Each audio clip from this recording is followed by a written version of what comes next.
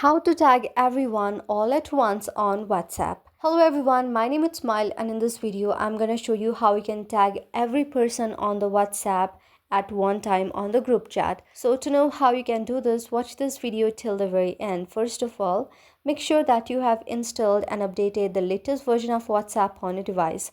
For that you need to go on the Google Play Store.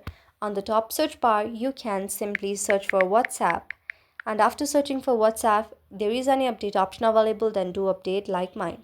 So after tapping on the update option, you need to open your WhatsApp like you normally do. So after opening your WhatsApp, you need to tag everyone all at once. So just go on the chat section, which is right here, written the message here.